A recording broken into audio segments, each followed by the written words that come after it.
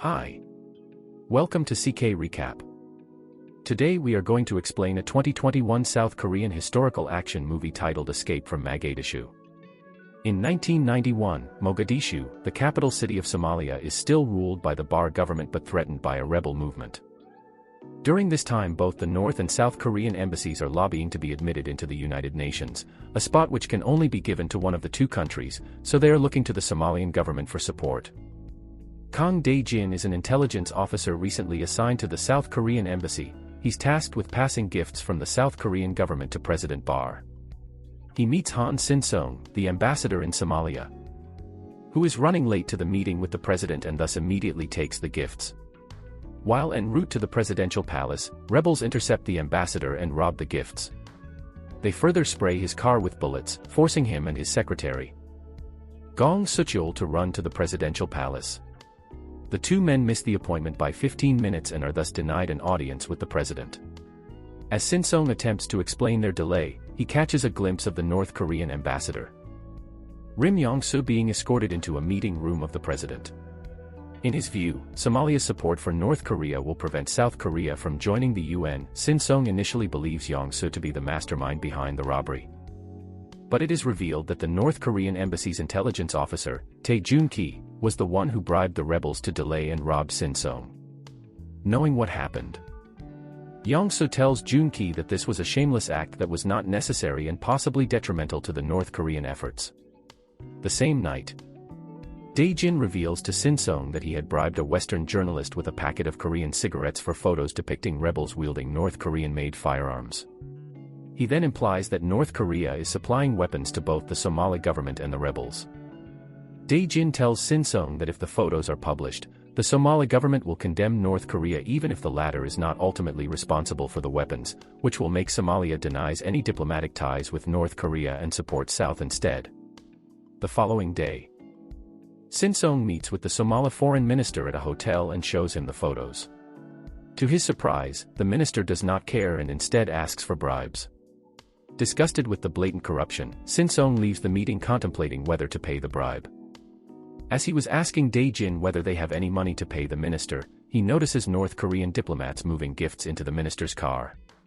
Enraged, Sin-sung confronts Yong-soo about the robbery earlier and the bribe. The latter counters that the South was no better for framing the North for supplying weapons to the rebels. Before the two come to blows, shots ring out outside the hotel. Anti-government protested are committing violence. They tried to force their way enter, but the gate of the hotel is closed on time. Soon after, Mogadishu has erupted into chaos. Sin-sung, Dae-jin, Yong-soo, and Joon-ki are stuck in the hotel for hours on lockdown while government forces attempt to suppress the rioters. Meanwhile, at the South Korean embassy, Sin-sung's wife, Myung-hee, and the other diplomats are startled by the ringing doorbell. Apparently, the ambassador's Somali driver, Sama, has stumbled into the embassy, badly wounded. Sucheol carries him inside.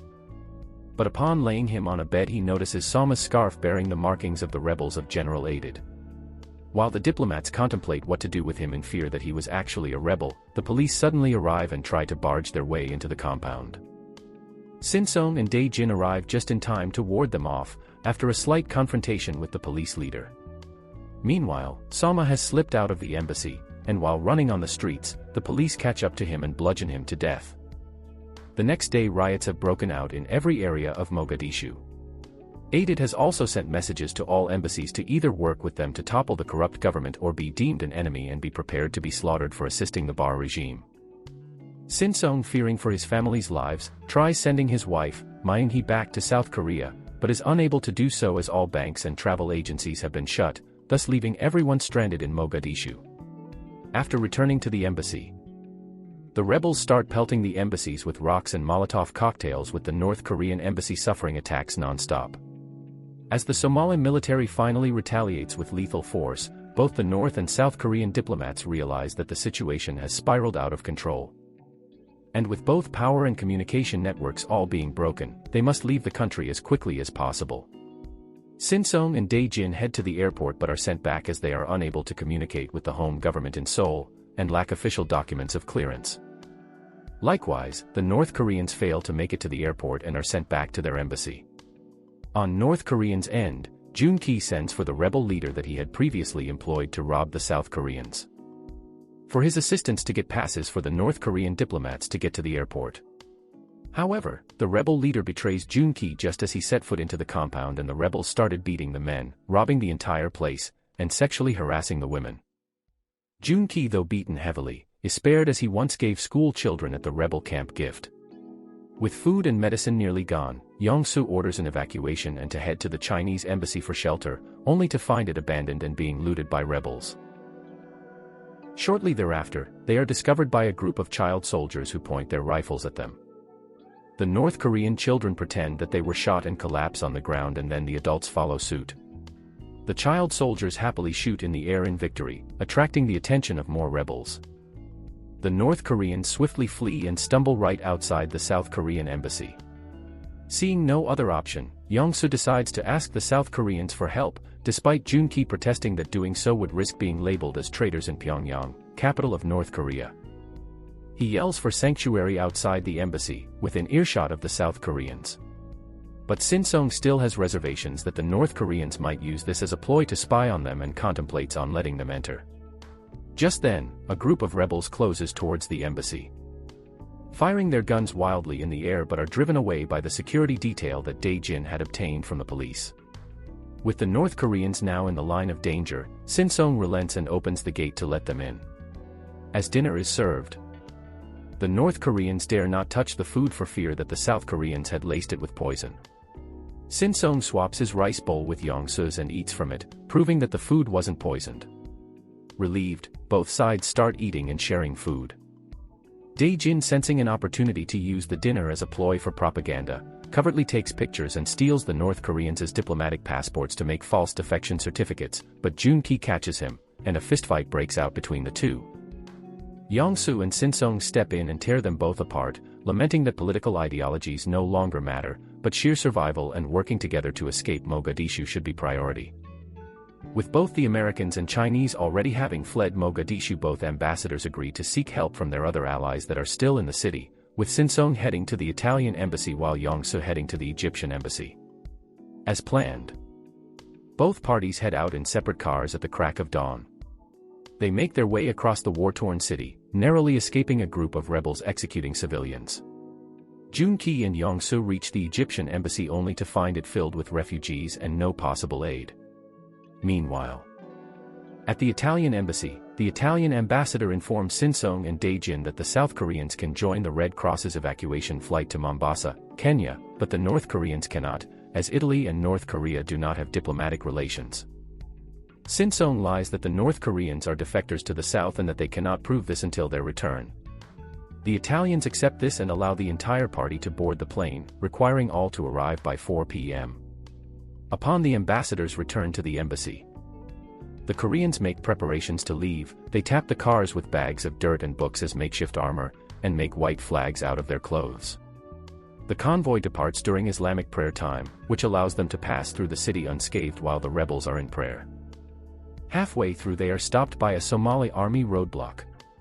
Dae-jin, driving the lead car, attempts to negotiate with the army commander for passage, but Sucheol, driving the last car, sticks his white flag out of the window. The guards mistake the pole for a gun and start firing at the Koreans, forcing them to retreat. The convoy, already being pursued by the Somali army, runs into a group of looting rebels, who lob Molotov cocktails at them, chasing after them as well. Eventually, the Koreans arrive right outside the Italian embassy.